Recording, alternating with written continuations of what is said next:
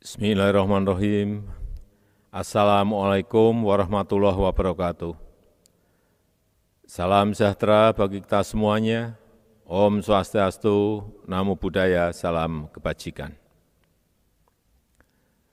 Bapak, Ibu, dan saudara-saudara sebangsa dan setanah air, pertama-tama saya menyampaikan penghargaan setinggi-tingginya kepada para tenaga kesehatan, dokter, perawat yang berada di garda terdepan dalam menyelamatkan jiwa manusia akibat COVID-19.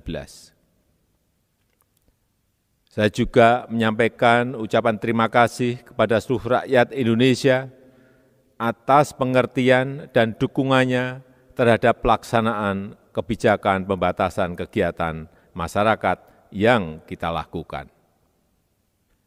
Pilihan masyarakat dan pemerintah adalah sama, yaitu antara menghadapi ancaman keselamatan jiwa akibat COVID-19 dan menghadapi ancaman ekonomi, kehilangan mata pencarian dan pekerjaan. Untuk itu, gas dan rem harus dilakukan secara dinamis sesuai perkembangan penyebaran COVID-19 di hari-hari terakhir. Kita tidak bisa membuat kebijakan yang sama dalam durasi yang panjang. Kita harus menentukan derajat pembatasan mobilitas masyarakat sesuai dengan data di hari-hari terakhir agar pilihan kita tepat, baik untuk kesehatan maupun untuk perekonomian. Dalam situasi apapun, kedisiplinan dalam melaksanakan protokol kesehatan adalah kunci bagi kesehatan dan mata pencaharian masyarakat. Bapak, Ibu, dan saudara-saudara yang saya hormati, kebijakan kita dalam penanganan pandemi COVID-19 ini akan bertumpu kepada 3 pilar utama. Yang pertama, kecepatan vaksinasi, terutama pada wilayah-wilayah yang menjadi pusat mobilitas dan kegiatan ekonomi. Yang kedua, penerapan 3M yang masif di seluruh komponen masyarakat. Yang ketiga, kegiatan testing, tracing, isolasi, dan treatment secara masif, termasuk menjaga bor, penambahan fasilitas isolasi terpusat, serta menjamin ketersediaan obat-obatan dan pasokan oksigen. PPKM level 4 yang diberlakukan tanggal 26 Juli sampai dengan 2 Agustus kemarin telah membawa perbaikan di skala nasional dibandingkan sebelumnya, baik dalam hal konfirmasi kasus harian, tingkat kasus aktif, tingkat kesembuhan, dan persentase bor.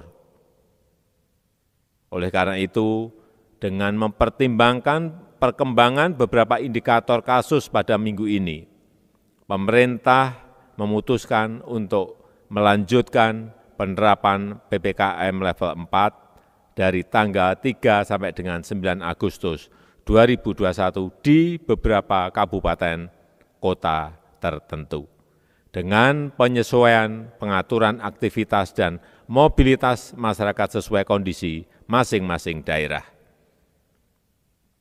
Hal-hal teknis selengkapnya akan dijelaskan oleh Menko dan Menteri terkait. Dan untuk mengurangi beban masyarakat akibat berbagai pembatasan mobilitas dan aktivitas sosial ekonomi, pemerintah tetap mendorong percepatan dalam penyaluran bantuan sosial, bansos untuk masyarakat.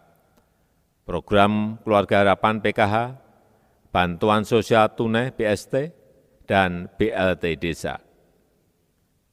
Bantuan untuk usaha mikro kecil, PKL dan warung, bantuan subsidi upah sudah mulai berjalan, dan program Banpres Produktif Usaha Mikro sudah mulai diluncurkan pada tanggal 30 Juli yang lalu.